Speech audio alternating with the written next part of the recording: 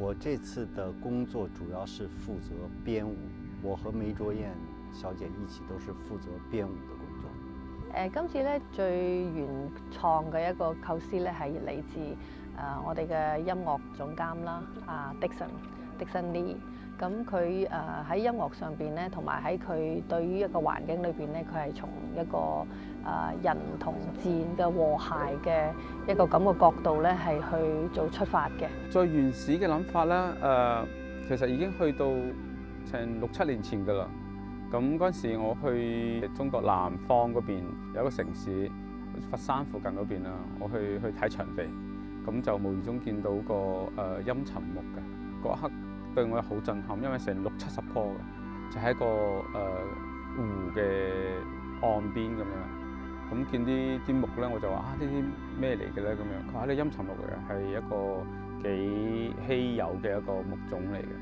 咁話就走去睇啦，睇完之後發覺佢嘅木已經係石化咗㗎啦，同埋質感好靚，即係好特別。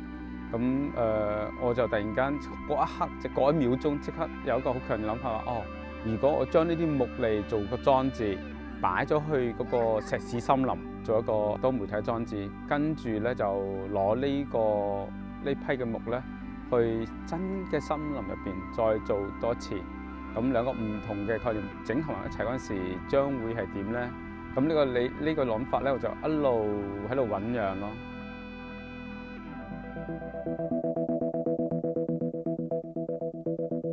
基本上咧，戶外咧就係你一次性嘅一個表演嚟嘅，舞者咧就比較多嘅，有8個舞者喺度。室內咧就舞者嘅出現咧得1個嘅啫，而且淨係得喺嗰個 opening 嗰日先至有。咁之後嘅嗰2個星期至3個星期就係一個展覽嚟嘅，咁就將成個概念咧通過呢個展覽咧，就令到更加多人去參與咯。當我揀戶外空間嗰時，佢所使用嘅個面積啦，同埋每個舞者涉及到嘅個空間個範圍咧，我都係用嗰個9宮8卦5行呢個元素對應去幫佢哋安排。咁其實我係做咗個大嘅框架出嚟，編舞嘅同舞者就會喺個框架入邊再去創作同埋自由發揮。啟發我最大的就是一個空間，人在一個空間裡面，或者說人在不同的空間裡面，他怎麼樣和這個空間有一種互動。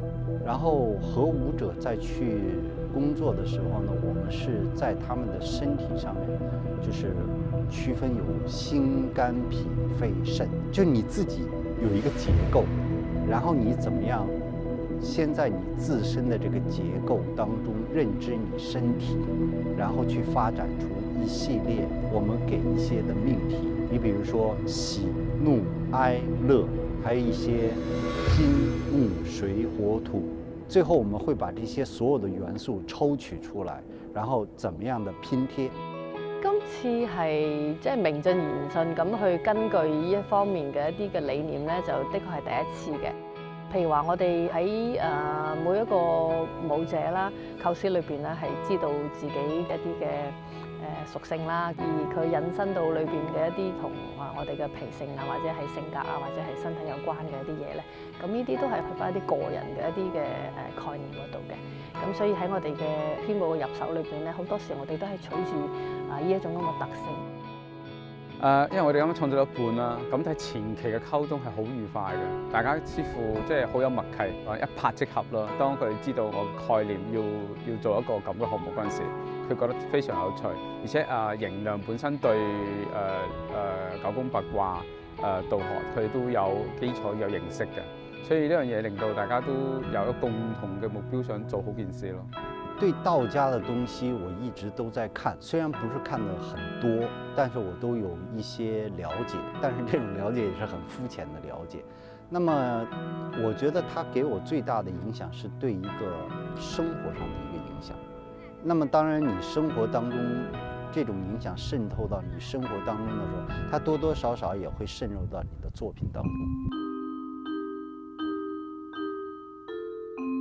係咯，有一位真真正正嘅道長去做顧問，當然好難得啦！真係有位即係高人咁樣唔係淨係睇下書啊，或者得到一啲片言隻語嘅一啲嘅資料，而真係佢可以用佢個專業咧係即係做一個深入啲嘅講解咯。我覺得是非常非常大的挑戰，而且幾乎是一個不可能的事情。以我現在的對五行八卦的了解是不可能的。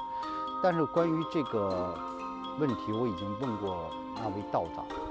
完了以後，我說如果要是去到這麼複雜的話，我幾乎以我現在的認知，對五行八卦的認知，我是做不到的。他個人覺得說，在這個環境當中，你發生的所有的事情，無論是他的悲傷離合、喜怒哀樂，他有一個愉悅的感覺，那麼整件事情就已經做出來了。很大的啟發，非常大的啟發。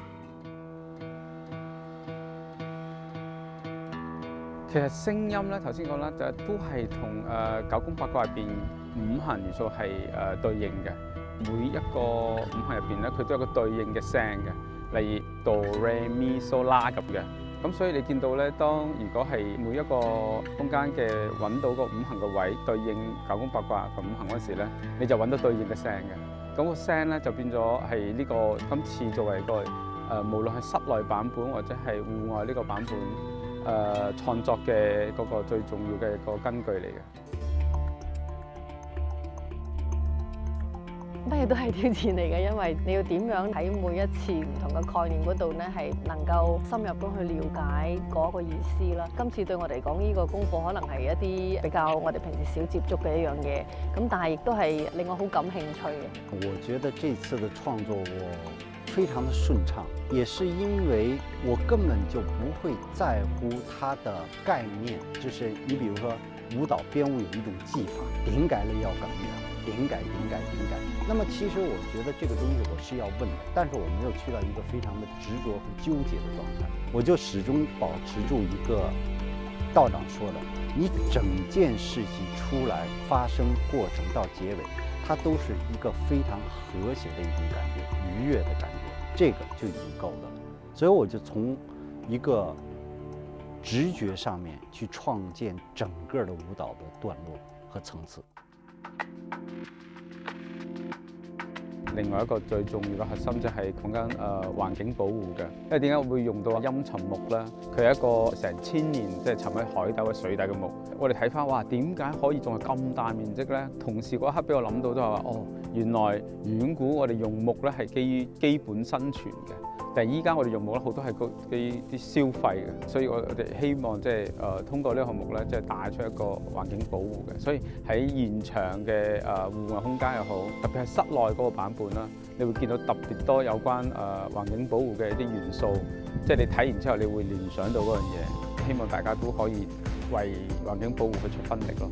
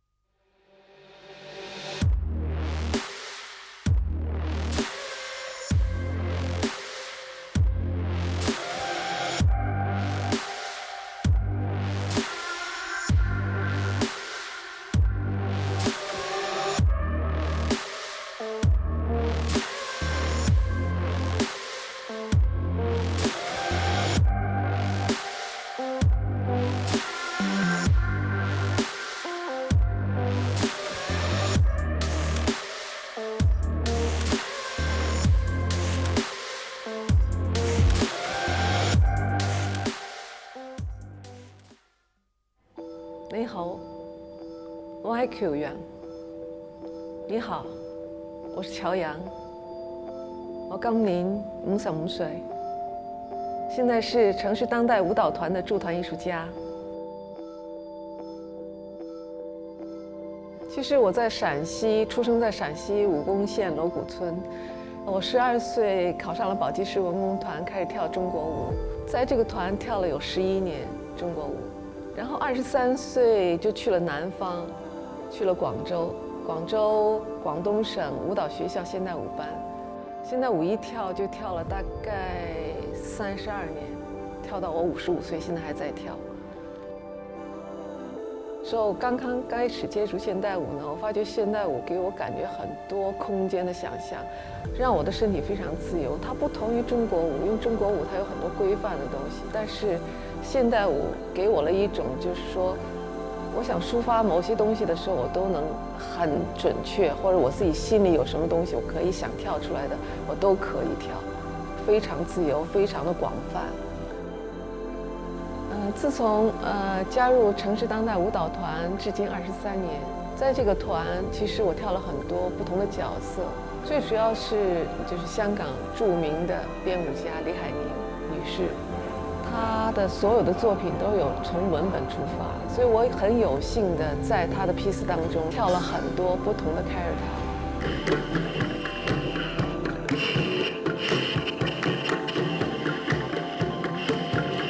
就是對於一個舞者來說是非常非常的一個好的經驗和一個成長的過程。對於我來說，這20多年來，大部分是根據他的作品，使我的身體慢慢成長。CEDC 就像一個家，它今年已經40年了，但是我在這個團已經23年，有一半的時間我跟他是共同經歷的。但是呢，我在這個團我就看到一些演員有出有入，但至今我還在這裡，看到團裡一切的發展。当然，对我最重要的当然有几个人了。第一个就是我父母亲把我生出来，第二就是我的姐姐。我记得姐姐在48岁的时候肺癌去世了。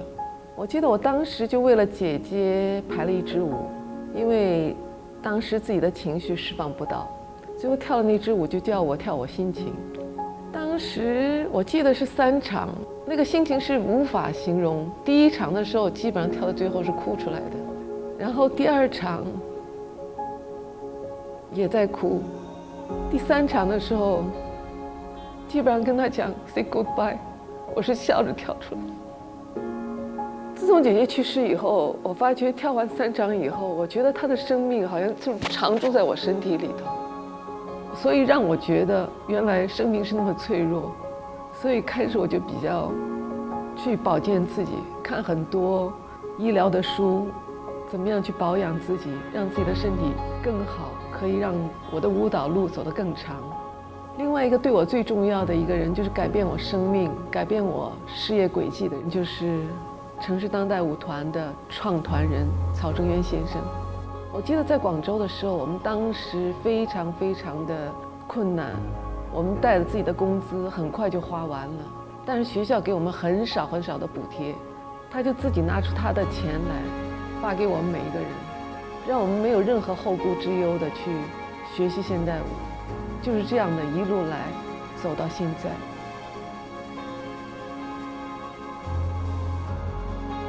其实坚持对我来说是因为我喜欢，然后觉得自己为什么跳舞跳这么长时间，也是因为这32年太留恋这个舞台。这个舞台对我来说一个很大的满足，有很大的吸引力，它让我可以每天很自律的去练功、去上课，然后每天不停的锻炼，不让自己的身体停下来，保证好自己的身体身形，可以更好的做一个更全面的舞者。我今年已经55岁了，55岁是一个知天命的阶段，我想继续在舞台上挑战自己，当然最想一直的跳，跳到我跳不动为止。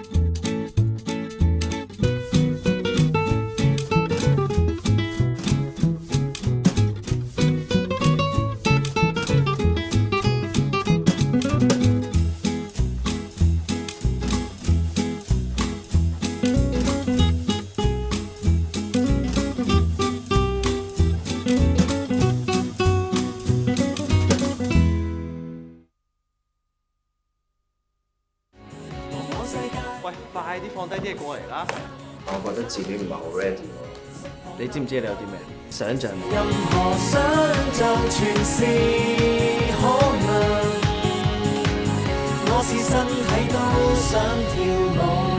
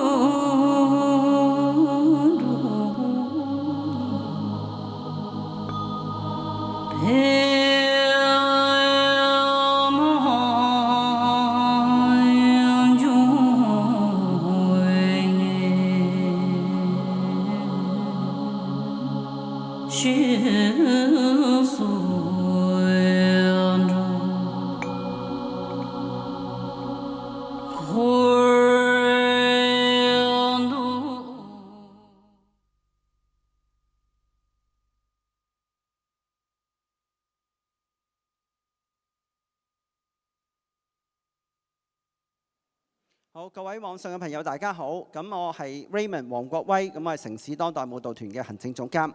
好多謝大家咧喺世界各地唔同嘅地方咧收睇我哋嘅 YouTube 同 Facebook 直播。咁咧都留意一下啦。咁如果你哋係喺 Facebook 上面睇緊我哋直播嘅朋友咧，我哋下低有一個 link 咧係俾到大家可以咧睇得到更加高清嘅畫面嘅。咁因為 Facebook 嗰個畫面個質素咧就冇 YouTube 咁高。咁你哋可以咧喺 YouTube嘅 link 裏面咧就睇得到我哋嘅直播嘅。咁我而家喺香港啦，7:45。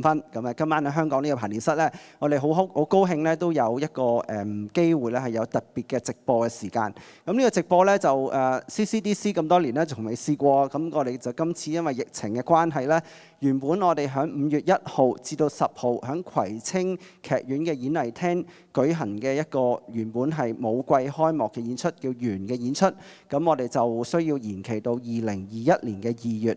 咁所以咧喺呢個時候咧，因為我哋嘅排練過程已經係進行緊，咁所以咧亦都趁呢個機會4月30號呢一個假期嘅時間咧，亦都做一個 live 直播，咁啊將我哋過往3個月嘅成果咧，就展現俾大家觀眾朋友睇。因為大家都好耐冇睇過現場嘅演出啦，咁我哋亦都將我哋嘅排練嘅成果就趁呢個機會去俾到大家。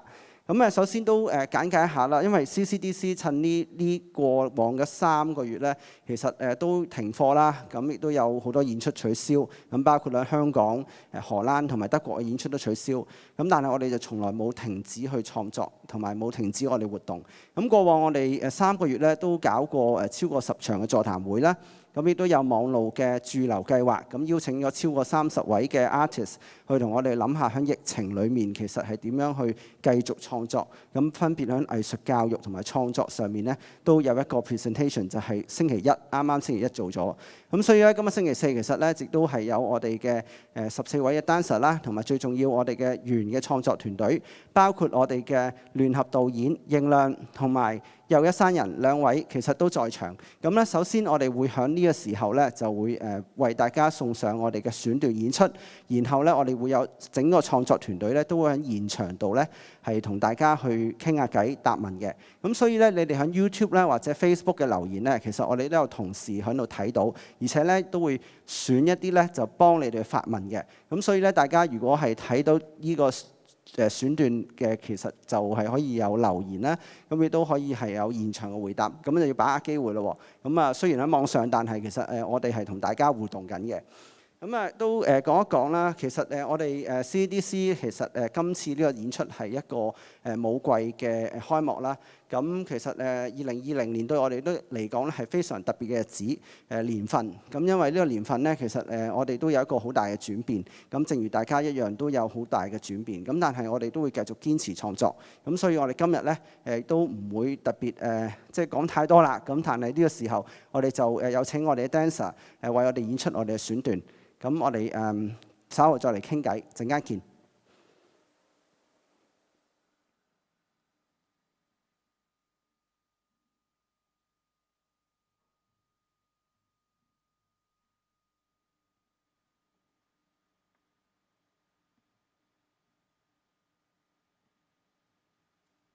如何令你成為我，令你感受到我？一個人如何可以同另一個唔相識嘅人達成某種共鳴。同一個物件，當你見到並認為絕對嘅時候，多一個問題：別人眼裏係咪都係咁？乜嘢係我？對於從來冇接觸過某樣嘢嘅人而言，喺佢面前嘅呢樣嘢係啲咩？睇住一堆聚集喺一齊嘅現象，如何定義佢哋？要情緒，點解呢？佢嚟自邊度？真係需要嗎？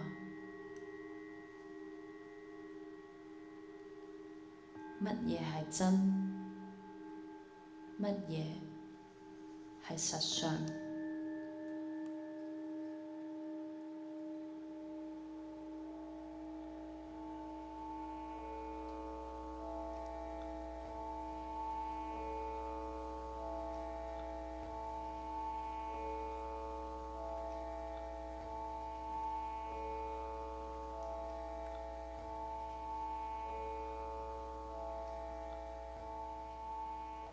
？एवं मया श्रुतम् एकस्मिन् समये भगवान् राजगृहे विहरति स्म कृत्रकूटे पर्वते महता भिक्षुसङ्घेन सार्धं महता च बोधिसत्त्वसङ्गेन तेन खलु समयेन भगवान् गम्भीरावसम्बोध नाम समाधिं समापन्नः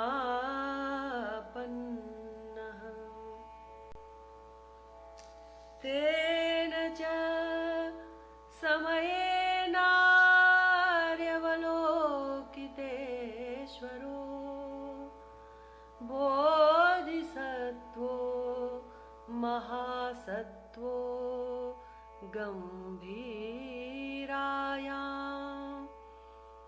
प्रज्ञापारमितायां चर्यां चरमाण एवं व्यवलोकयति स्म पञ्चस्कन्धास्तांश्च स्वभावशून्यं व्यवलोकयति अथायुष्मान् शारिपुत्रो बुद्धानुभावेनार्यावलोकितेश्वरं बोधिसत्त्वं महासत्त्वमेतदत्वोचत्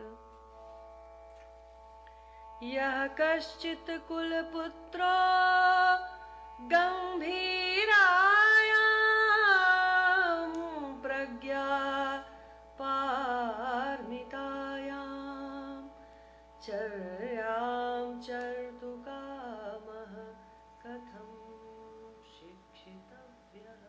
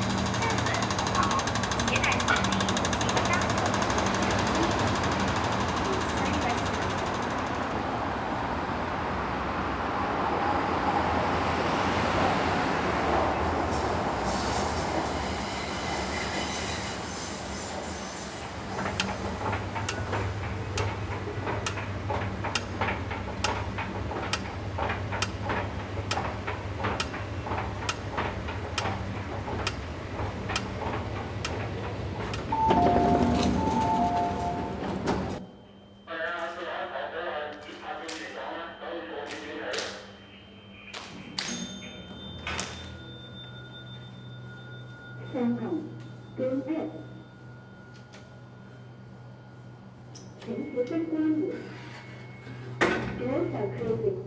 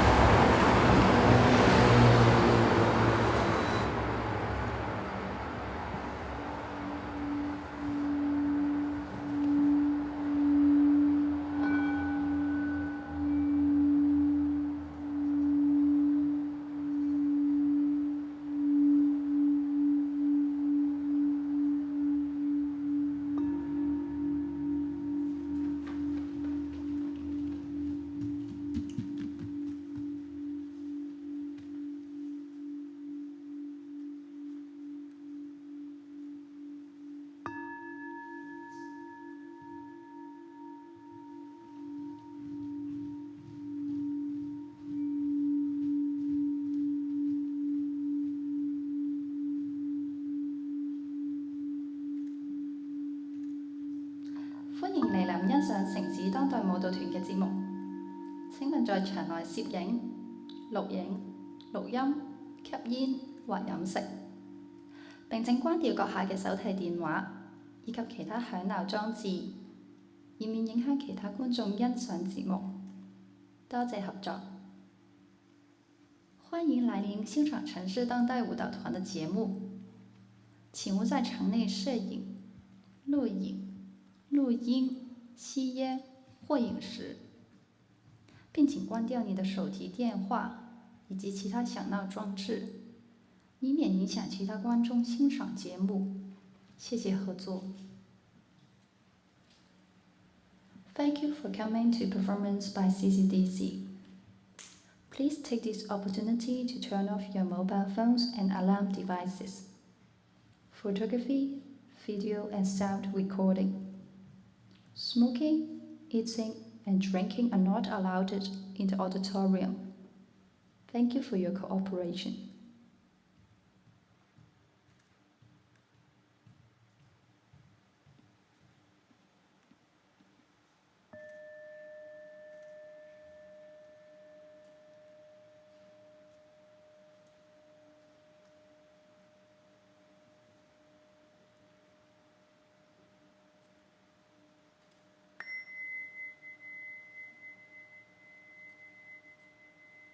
又是一個下午，我煮了一個苦瓜，它沒有苦，只是一種味道，一種過去與將來的味道。我咀嚼着苦瓜白色的肉，沒有當下。每咬一口，彷彿成為點起題目的開始。每一道題目的開始、過程、發展、結局，跟着我咬了30多口的瓜肉一同消失，再出現，再消失，出現。苦瓜，你知道嗎？在我最需要苦瓜的時候，苦瓜不在；在我最不需要苦瓜的時候，苦瓜依然不在。人在瓜在，是一種笑話嗎？你是否有在這些時間嘲笑我嗎？你身上冒出的白煙，是你最想我看到的嗎？白煙，一秒一秒的消散，我的記憶也一秒一秒地被帶走。人總是會把感情、想法投放在苦瓜身上，又有誰想過苦瓜的感受呢？有誰想一出生就成為不被喜歡、不是大眾，卻很特別的白色苦瓜呢？苦瓜不想，我也是。偏偏世界就是如此的公平，苦是與生俱來的，亦是沒有選擇的，但它是不一樣的。我很苦，真的很苦。苦瓜又真的會完全明白嗎？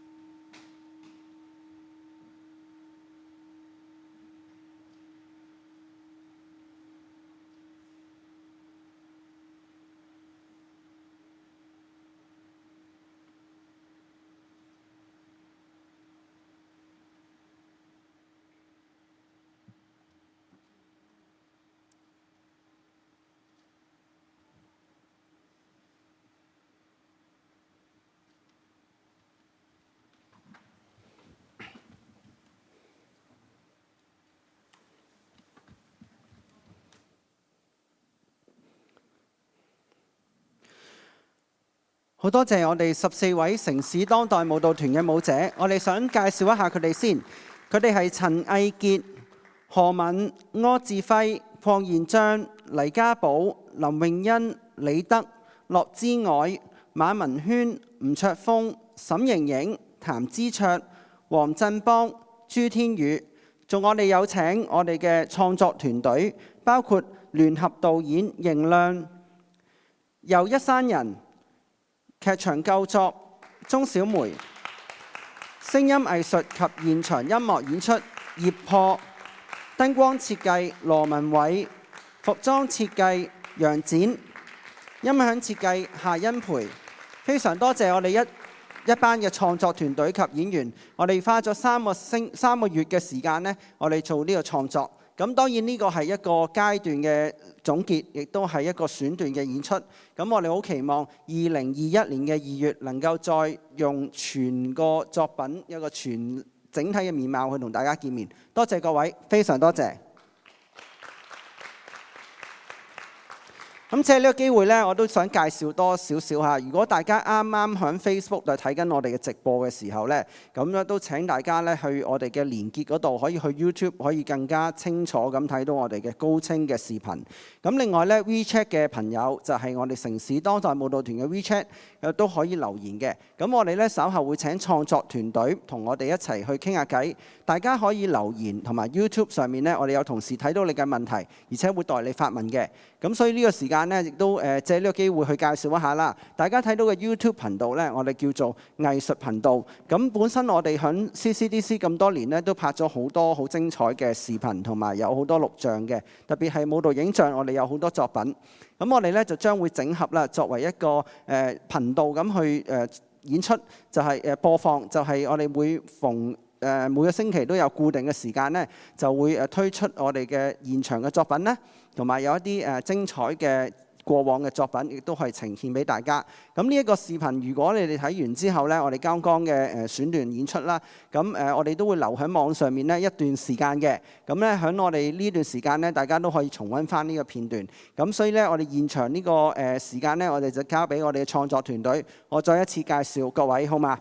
仲有一樣嘢就係我暫時係講廣東話同普通話嘅。咁我哋完咗呢個現場直播之後呢，我哋就會配翻字幕，咁然後就會喺之後嘅時間呢，就俾翻大家去欣賞嘅。咁我哋首先呢，介紹翻我哋嘅團隊啦。咁就係聯合導演邢亮又一山人，劇場構作鍾小梅，聲音藝術同埋現場音樂演出葉破，燈光設計羅文偉，服裝設計楊展，同埋音響設計夏欣培。係啦，好多謝咁多位。首先係嚟到我哋呢個排練室嘅現場嚇。咁咧，我哋陣間咧會有個座談嘅。咁我哋就嗱，大家有咪啊？嗬，好。咁我翻埋去先。咁我就請大家都講幾句。我記得我7月嘅時間咧，去年7月，我打咗個電話俾邢亮，我就問可唔可以為香港做一個作品。咁當陣時我哋就諗緊5月1號呢個期啊。咁當然中間都發生咗好多事。咁然後就排練我哋開始啦。咁都遇到一啲疫情嘅關係咧，就將原本我哋嘅 schedule 就褪咗。咁所以都回應翻而家我哋嘅作品啦。其實今次都係邢亮又一山人同 Dancer 嘅集體創作。咁不如都講下今次呢個過程，其實你係點樣開始同 Dancer 一齊去創作先嘅咧？那我就先說。好，就像接受了 Raymond 的邀請，然後自己思考了很多，因為在 CCDC 也工作了11年大概。所以離開了舞蹈，差不多離開 CCDC 也將近10年。那麼這次受邀回來，然後你能夠給到曾經給過你很多的那個團隊，你能夠給到他們什麼？這是我想的最多的。然後也知道香港發生一些事情，但那個時候我在北京陪母親。所以也不知道具體發生什麼樣，那麼我就想，我還是不接吧。結果沒想到你就把我右邊這位提出来，那我觉得有很大的信心。所以后来就跟山人就说，我们从什么样的角度开始进入这个？我们说是人本体。环境会有很多的状况出现，但是人如何去运用自己的智慧和能力，去转化那件事情？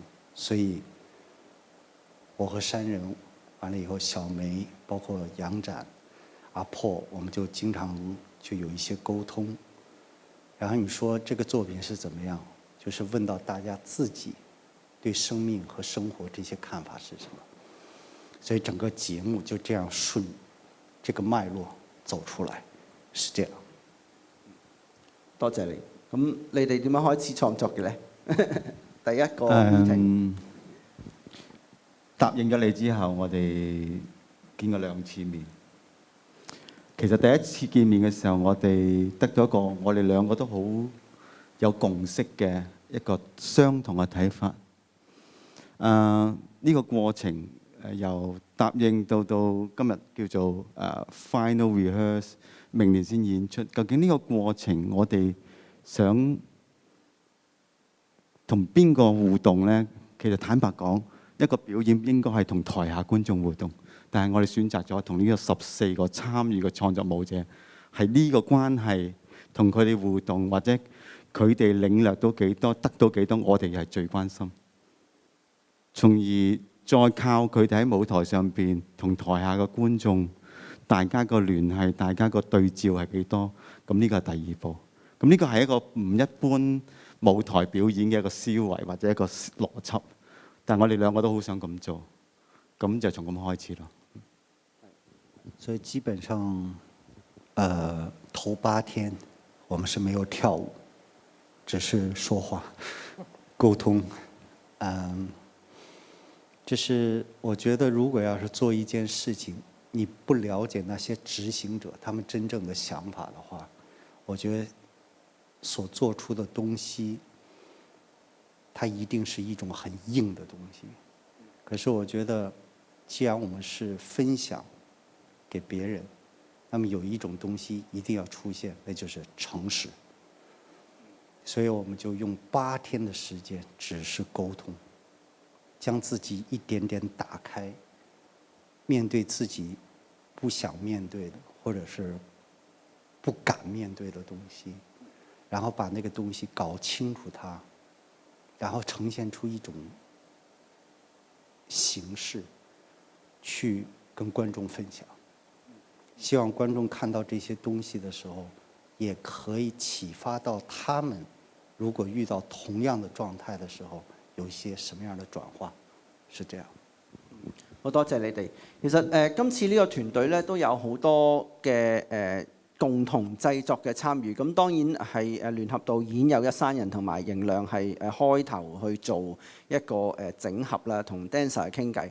咁啊後來就當然會加入咗我哋身邊嘅幾位啦。咁啊鍾小梅女士啦，咁係我非常尊敬嘅一位前輩老師啊。咁啊，其實亦都有傾好多喺劇場構作裏面。其實我哋有好多比較容許我咁講下，比較禪一啲嘅元素喺度。咁特別今日佛誕咧又有啲意思喎。咁所以咧我又感覺其實會喺嗰個同 dancer 當然背景唔同啦。咁但係整合咗一個中心嘅理念嘅時候，其實小梅你嘅同佢哋之間嘅互動，或者同有一山人或者同盈亮嘅互動係點樣形式嘅咧？我諗首先就係同演員啦，聽咗佢好多個人嘅故仔，咁喺裏邊揾咗即係了解咗佢哋嘅狀態啦。咁跟住盈亮就開始創作，咁好多時候都係通過見面啊、傾偈啊。慢慢將一啲嘢去調整、去整理出嚟啦。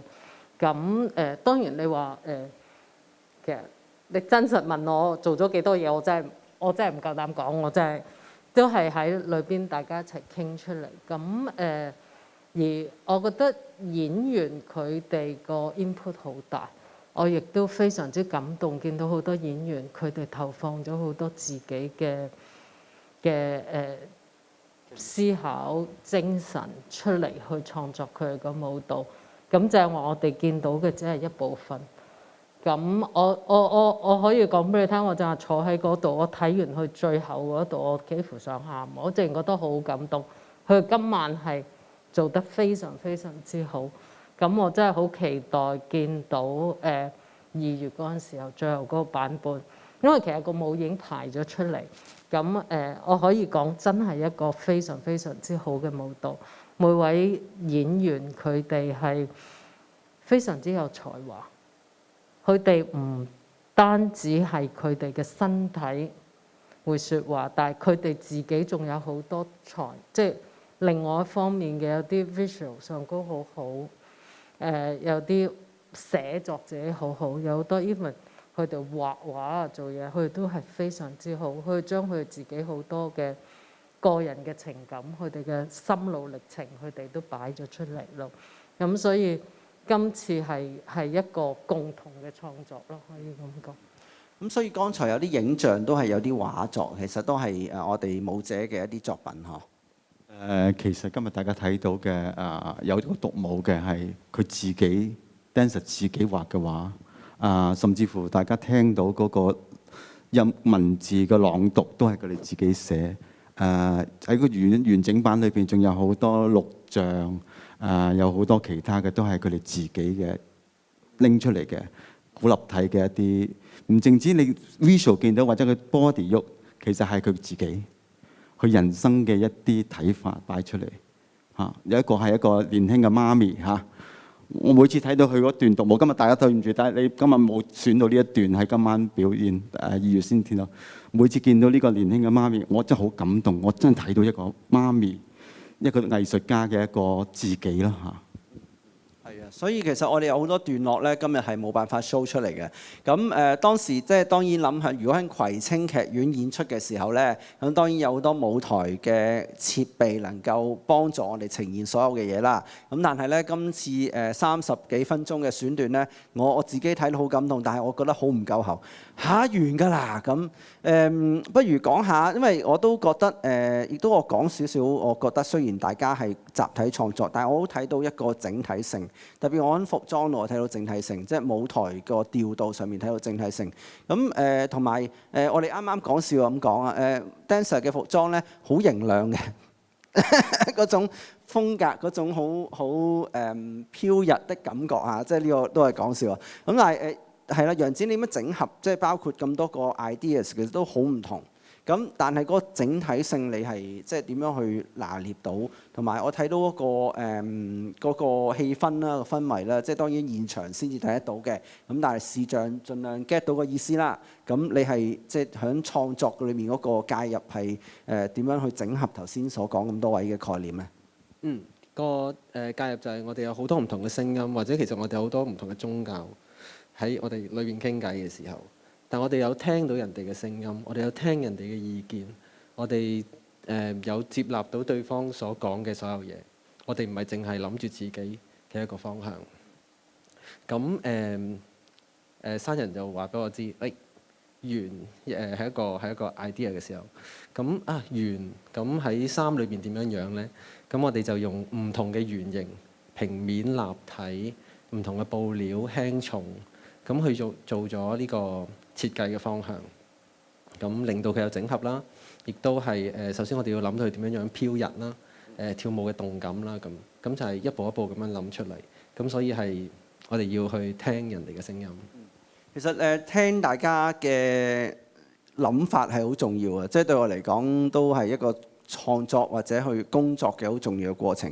咁亦都借呢個機會又講，因為今次呢個排練室嘅版本咧，其實同舞台嗰個設計啊及個聲音咧，特別係燈光聲音啦，即係特登係為呢個場地而做嘅。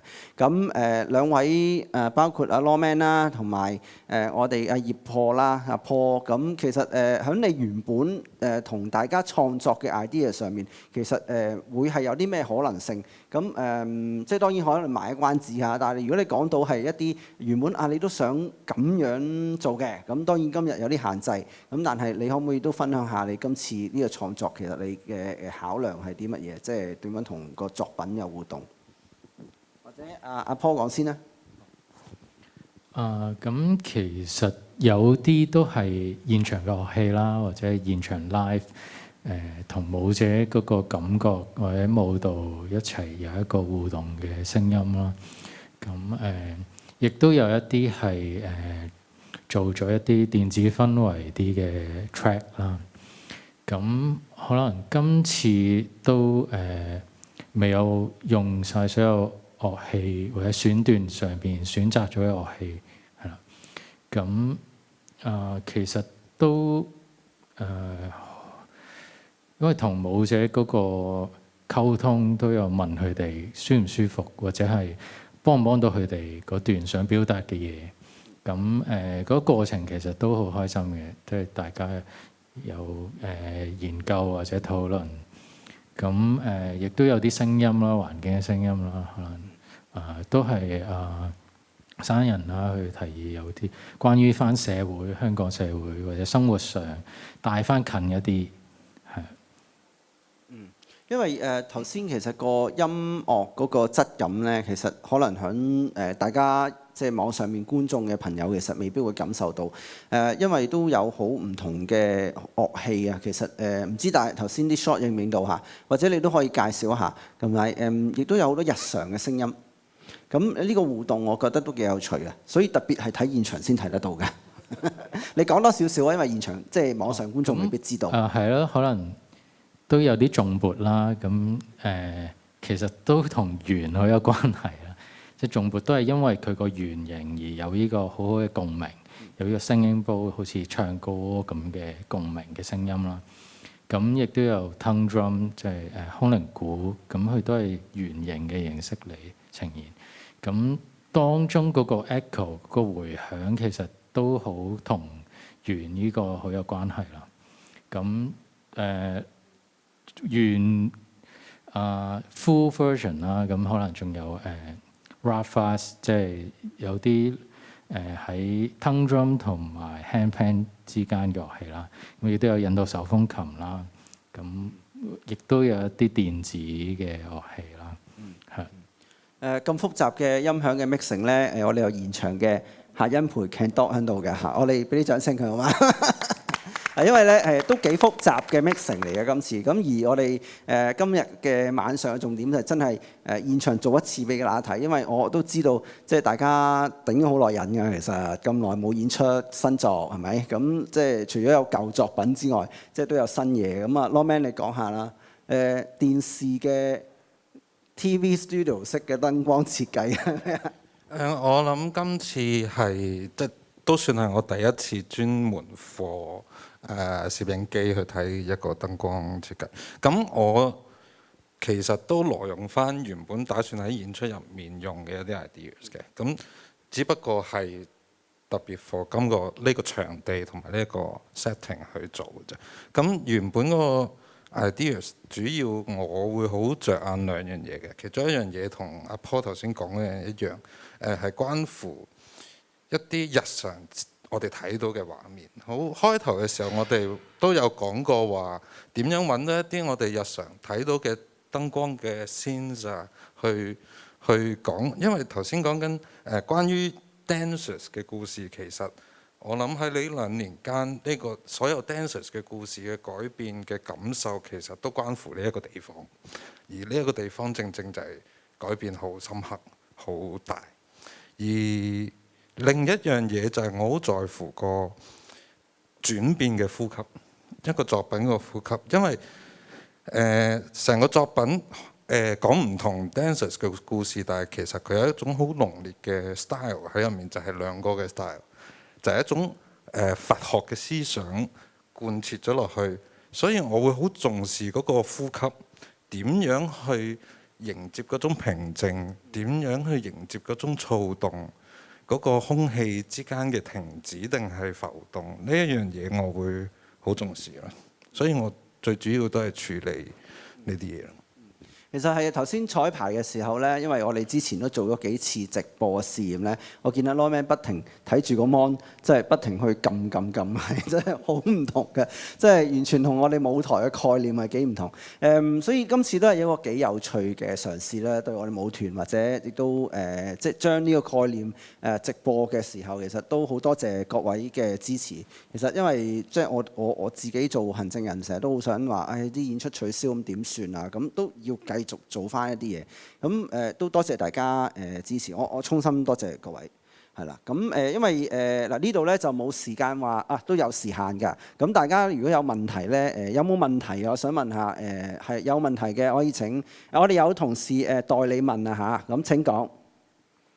係咁第一條咧喺 YouTube 上面都有好多觀眾咧去讚賞阿 Bobo， 尤其是對 Bobo 呢個角色感到好多興趣啦。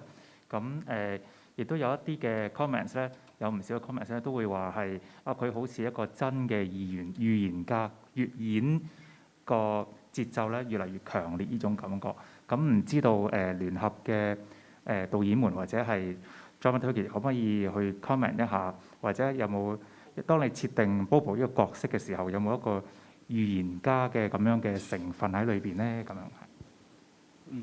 多謝 Bobo。Bobo 在吗 ？OK， 这样说吧，因为这一次，整个每一个舞者的自己的东西，真的全部从头到尾都是他们自己搞的，所以我是几乎没有改过他们任何东西的。那如果要是说 Bobo 最初他做这个东西的时候，他说我现在的心态，你如果让我去动的话，我很想这样去动。我已经很久没有想这样动，很久了。就是这种东西，它好像已经消失掉了。可是他说，如果要是这一次，我在这个节目里，我可不可以这样？所以你说它是一个预言，还是他对以前的一个返璞归真？我很难去界定这件事情。就是他只是做他自己，所以我觉得可能观众受到感动的就是这份真诚。所以我帮这位观众下去问一問，他是不是真的能夠預言呢？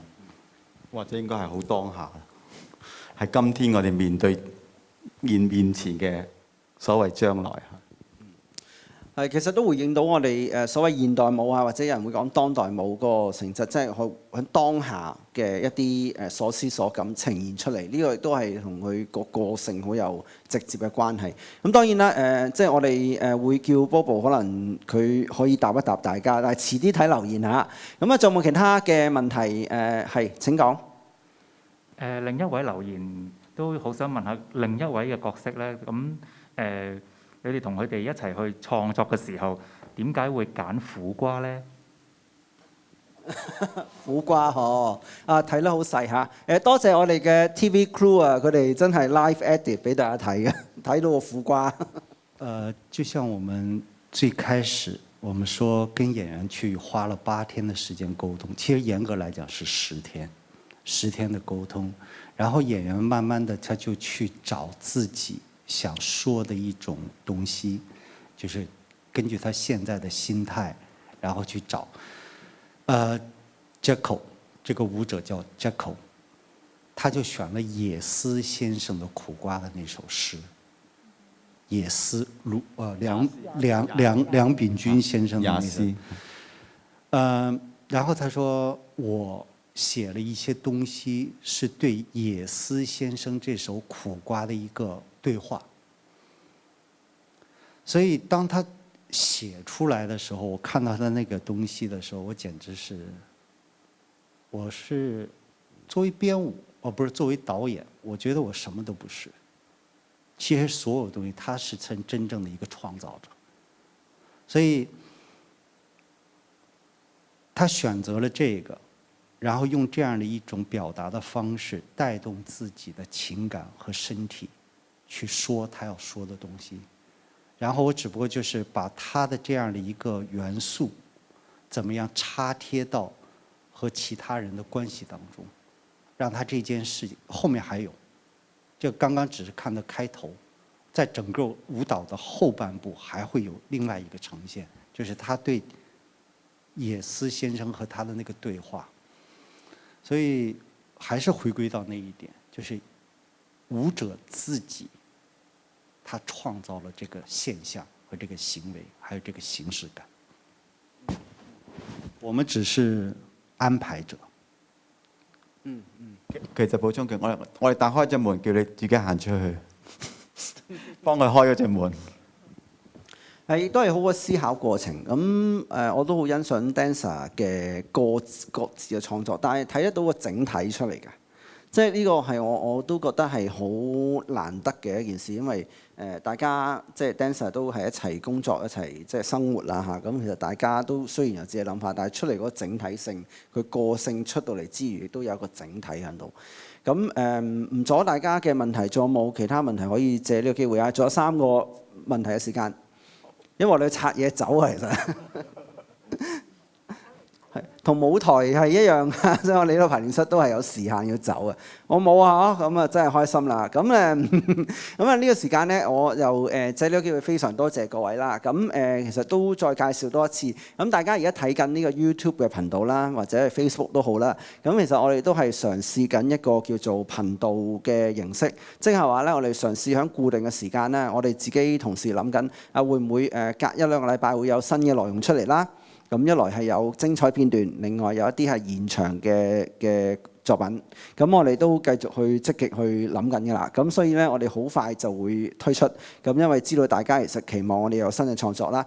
咁亦都借呢個機會，非常多謝我哋為今次排練嘅特別嘅版本而工作嘅所有嘅前後台工作人員，以及電視錄播導播嘅朋友，超過30人。好多謝，因為大家都即係因為今次呢個作品而擺好多心機落去，呢個亦都係即係超乎我當初提議大家不如做直播嗰個即係嗰個出嚟嘅效果。咁非常多謝大家，特別係揸機嘅朋友啦，即係而家係喺度俾緊signal大家睇嘅。咁亦都好多謝創作團隊。咁我哋咧好希望咧2021年嘅2月咧，咁我哋就會盡快公佈詳情。我哋會有原裝整個版本嘅去俾大家，非常多謝各位觀眾，多謝各位。